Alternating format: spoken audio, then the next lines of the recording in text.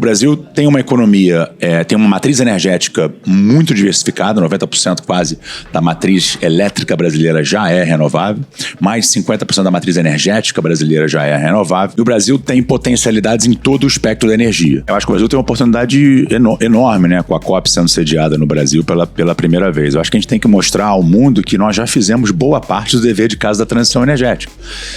A matriz energética brasileira ela é de dar inveja a vários países europeus.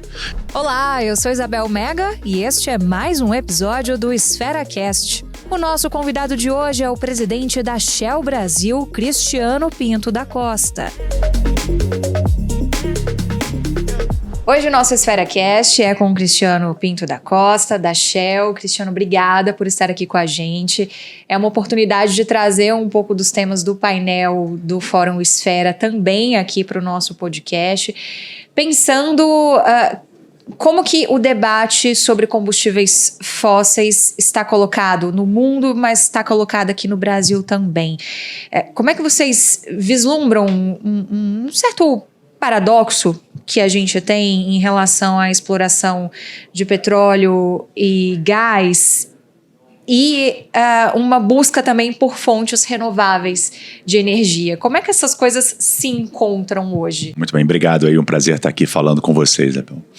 Eu particularmente, eu não vejo esse conflito entre a concomitância de duas fontes diferentes de energia. Deixa eu tentar explicar um pouquinho por quê. Eu acho que alguns anos atrás o mundo inteiro estava muito focado na transição energética, corretamente. Eu acho que é indiscutível que a humanidade passa por uma crise que precisa ser endereçada, mas alguns elementos foram adicionados a essa já complexa equação da transição energética. Quais são esses elementos?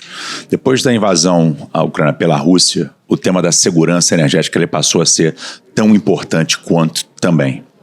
Então, se adicionou à transição energética a questão da segurança energética. Obviamente, preço da energia nunca vai deixar de ser uma variável importante no debate. Então, como fazer a transição energética com segurança energética é um custo de energia que seja relevante e importante para todo mundo. E aí, mais recentemente, um novo fenômeno foi adicionado, né? Que a gente fala da adição energética. O mundo está consumindo mais energia ano após ano. O dilema ele passou a ser mais complexo. Fazer a transição energética com segurança energética a um custo acessível, mas adicionando energia ano após ano. E por que o mundo está consumindo mais energia? Primeiro, você tem um crescimento populacional, talvez 2 bilhões de pessoas, ou até 2 bilhões de pessoas entre agora e 2050, adicionando demanda por energia. O segundo fator que a gente vê é o consumo per capita de energia no hemisfério sul, é 1/3 do consumo per capita de energia no hemisfério norte. Então, ou seja, para você dar condições de vida para quem vive no hemisfério sul, semelhantes a quem vive no hemisfério norte, Europa, Estados Unidos, você precisa aumentar o padrão de consumo, porque tem uma correlação direta entre consumo de energia e renda per capita, qualidade de vida. E o terceiro é a inteligência artificial. A inteligência artificial está demandando cada vez mais energia. Você bota esses 3 fatores, a gente precisa suprir mais e mais energia. E como é que o Brasil se insere nesse contexto, nesse panorama global, né?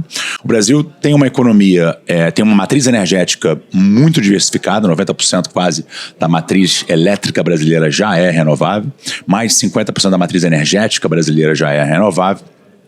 E o Brasil tem potencialidades em todo o espectro da energia. Então, eu usei até um termo no painel que a gente não pode cair numa falácia europeia. Olha que eu trabalho com uma companhia europeia, né? Onde é uma coisa ou a outra o debate na Europa. Aqui o Brasil tem uma oportunidade única de ser um protagonista nesse mundo em transição que consome mais energia para fornecer óleo e gás, para fornecer biocombustível. A Shell acredita que o consumo de biocombustível vai triplicar entre agora e 2050. Na área de renovável, a gente é uma potência hidrelétrica, crescendo muito no solar, eólico e, eventualmente, nessa nova indústria que vai se formar, que é a indústria de crédito de carbono. Então, o Brasil tem uma oportunidade de atuar em todo o espectro de energia nessas próximas décadas, enquanto todas as fontes vão estar atuando concomitantemente. Ou seja, a gente pode também, a partir daí, criar vantagens competitivas. Sem dúvida nenhuma, acho que já existe, por exemplo, a indústria de óleo e gás brasileira, para dar um dado aqui, ela tem uma média da intensidade de barril produzido, emissão de CO2 por barril produzido, que a gente chama de intensidade de carbono por barril produzido, abaixo da média global. Ou seja, cada barril de petróleo produzido no Brasil, na verdade, ajuda a questão da transição energética. Porque se ele não for produzido aqui, ele vai ser produzido em outro lugar, onde a intensidade de carbono por barril produzido é maior do que existe no Brasil. Então a gente tem uma competitividade nesse ponto também. Como é que você vê esse debate na Conferência do Clima que a gente vai ter em novembro em Belém? Esse é um tema dado, esse é um tema esperado, há uma cobrança mundo afora e os olhares vão estar olhados para nós aqui dentro também. Como que o Brasil se insere nesse debate? O que a gente tem a mostrar de vitrine para o mundo? Eu acho que o Brasil tem uma oportunidade enorme, né, com a COP sendo sediada no Brasil pela primeira vez. Eu acho que a gente tem que mostrar ao mundo que nós já fizemos boa parte do dever de casa da transição energética. A matriz energética brasileira ela é de dar inveja a vários países europeus. Então, acho que essa é uma coisa. O que a gente já fez nas últimas décadas que fez com que o Brasil tivesse uma matriz energética limpa do jeito que a gente tem. Eu acho que o Brasil deveria dar um recado muito forte em relação ao perfil de emissões do Brasil. Mais da metade das emissões de carbono do Brasil vem de desmatamento ilegal em particular. Acho que aí tem um recado forte que se o Brasil realmente continuar nessa pegada de endereçar o desmatamento ilegal é um outro recado. E eu acho que o Brasil está tentando evoluir nos bastidores em preparação para a COP uma discussão em relação à demanda.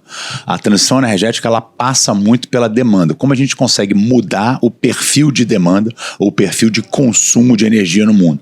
Estimular o mundo e cada um de nós, diferentes indústrias, diferentes setores, a consumir menos energia, aí passa pelo ponto da eficiência energética, ou consumir energia que tenha uma mais baixa intensidade de carbono. E aí eu cito um projeto de lei do governo federal que foi o programa Combustível Legal, que aumenta o mandato para inserir biocombustível na gasolina, no querosene de aviação, que é uma forma de descarbonizar a indústria de transporte no Brasil. Eu vou citar, por exemplo, a MP do setor elétrico, que está, enfim, o debate está colocado, por mais que seja uma MP, tenha força imediata, mas o debate minimamente vai acontecer no Congresso Nacional, e que propõe também uma revisão de alguns subsídios, pensando no impacto que vai ter social também para você do outro lado conseguir aumentar as tarifas sociais, enfim, a gente sabe das implicações políticas disso também, né? E conectando com um tema da atualidade muito presente no Fórum Esfera, é uma cobrança que a gente vê de diferentes atores de medidas que sejam de fato estruturais e que passariam também por uma revisão mais ampla de subsídios em diversos setores, né? Como é que vocês endossam ou não essa discussão? Eu acho que ficou muito evidente, né, esse ano no Fórum Esfera, uma necessidade, uma demanda, um consenso sendo construído e você vê o Legislativo, o Executivo, eventualmente o Judiciário também, avançando a conversa em questão do equilíbrio fiscal, né? Subsídios, acho que subsídios eles devem ser dados, eles devem ter uma intencionalidade quando ser dados, mas eles também precisam ser periodicamente revisados. A intenção original, quando o subsídio foi dado, está sendo atingida ou não? Se está, tudo bem. Se não está, tem que ser revisitado. Eu acho que esse é um caminho que o Brasil tem que ir. Então, a gente encara isso como uma evolução natural da conversa. Acho que uma preocupação que o setor nosso, em particular, tem é uma carga tributária já bem pesada no setor de óleo e gás. Só para te dar um número aqui, Isabel, a cada 3, são dados do Instituto Brasileiro de Petróleo, a cada 3 barris de óleo produzidos no Brasil, 2 ficam em alguma forma de imposto, participação especial, royalty ou outros impostos. Então, é bem pesada. Então, qualquer aumento adicional a uma carga tributária já pesada tem um impacto negativo num setor que hoje é quase 15% do PIB industrial brasileiro, contribui mais de 100 bilhões de reais para os cofres públicos anualmente, federal, estadual e municipal, tem o potencial de atrair mais de 100 bilhões de dólares nos próximos 10 anos de investimento. Então, esse é um cuidado que a gente chama constantemente a atenção do governo. Só para comparar e relativizar, o Golfo do México nos Estados Unidos, ou Golfo da América agora, né? Como está sendo chamado nos Estados Unidos, a carga tributária é 1 barril a cada 3 fica em imposto. Aqui a gente tem 2 a cada 3. E falando em imposto, uma solução que acabou aparecendo e que foi falada pelo ministro de Minas e Energia, Alexandre Silveira, ao presidente Lula, foi diante dessa crise do IOF, usar parte também do excedente de petróleo para tentar trazer uma compensação também. O ministro Fernando Haddad não está colocando muito isso na conta, mas, de novo, vou trazer o fator da economia, porque é um tema que está muito forte por aqui, né? Como é que vocês vislumbram isso? usar este lucro, essa parte excedente, isso é uma solução sustentável na avaliação de vocês? Acho que tem várias coisas aí, né? É natural, né, que com a reação que houve de vários setores em relação à medida do IOF, o governo esteja buscando outras medidas compensatórias, tanto do ponto de vista da receita quanto do ponto de vista da despesa. Aqui no Fora Esfera foi muito falado a necessidade de calibrar o ajuste fiscal mais agora pela parte das despesas do governo. Então é uma discussão natural, várias opções sendo colocadas na mesa, vamos ver o que vai sair daí nas próximas semanas. Voltando no tema da COP, né, e da gente pensar em fontes alternativas e renováveis de energia, ao mesmo tempo, o governo o governo e o Congresso protagonizam uma pressão política em relação à margem equatorial no Amapá.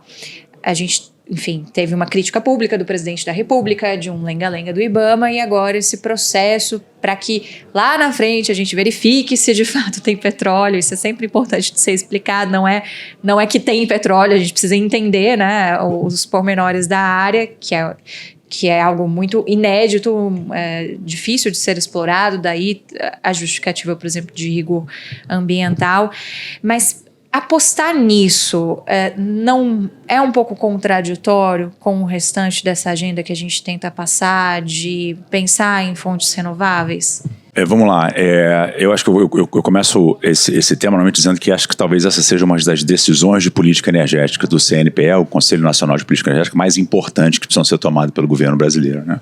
O governo brasileiro quer ou não abrir o que a gente chama de novas fronteiras exploratórias, né? E por que isso é tão importante, né? O Brasil virou autossuficiente na produção de petróleo, muito por causa do que aconteceu na Bacia de Santos, a descoberta do pré-sal. Hoje nós somos o nono produtor exportador de petróleo, somos autossuficientes em petróleo. O petróleo, ano passado, foi o item mais importante na balança comercial brasileira, passou a soja pela primeira vez na história. Eu já te falei da representatividade do setor de óleo e gás no PIB industrial, quase 15% do PIB industrial. E o que está acontecendo hoje? Um campo de petróleo, se você não fizer nada com ele, a produção dele declina a cada 7 ou 10% ao ano. Então, ou seja, se você não fizer nada ou não repuser reservas, daqui a 10 ou 12 anos, as suas reservas acabam. Entre você ganhar um bloco num leilão do regulador da ANP e começar a produzir, demora normalmente 8 a 10 anos. O que é o cenário que eu estou tentando pintar aqui e trazer para a visibilidade tanto do governo da sociedade em geral? Se o Brasil não abrir novas fronteiras exploratórias, dado que a Bacia de Campos, a Bacia de Santos, que nos trouxeram até aqui, já estão começando a dar sinais de esgotamento, o Brasil não vai descobrir novas reservas. E se você não descobrir novas reservas, o que pode acontecer? A gente pode, talvez, no meio da próxima década, reverter um avanço recente de deixar de ser exportador de petróleo e voltar a ser importador de petróleo, com impactos talvez ainda subestimados na balança comercial e na economia brasileira. Por isso que a abertura de novas fronteiras ela é importante, a margem equatorial é uma delas. A gente vai chegar no minuto final, então. O papo foi fluindo aqui, a gente foi passando por diversos temas, mas bora lá. 5 perguntas em 1 minuto. Uma característica sua que te fez chegar onde você está hoje? Eu acho que a determinação e a resiliência. O esporte sempre foi uma coisa muito, muito presente na minha vida, Isabel, na adolescência, adulto jovem, até hoje também. Eu pratico de forma competitiva. Eu acho que esses ensinamentos que o esporte tem, o resultado só vem do esforço, a dedicação, a responsabilidade, aprender a ganhar e perder, a resiliência na derrota, tirar pontos de aprendizado quando você perde alguma coisa. Eu acho que o esporte trouxe muito para mim na minha carreira profissional. Uma coisa que você faria de diferente na sua carreira? O que eu teria feito diferente na minha carreira? Eu acho que teve um determinado momento da minha carreira que eu não balanceei tão bem a parte pessoal com a parte profissional. Eu acho que olhando para trás agora, com 2 filhas que eu tenho, eu teria voltado um pouquinho mais atrás e calibrado esse balanço. Muito obrigada por acompanhar mais um episódio do EsferaCast. Não se esqueça de nos seguir neste e em outros canais. Os links estão aqui na descrição. Até o próximo.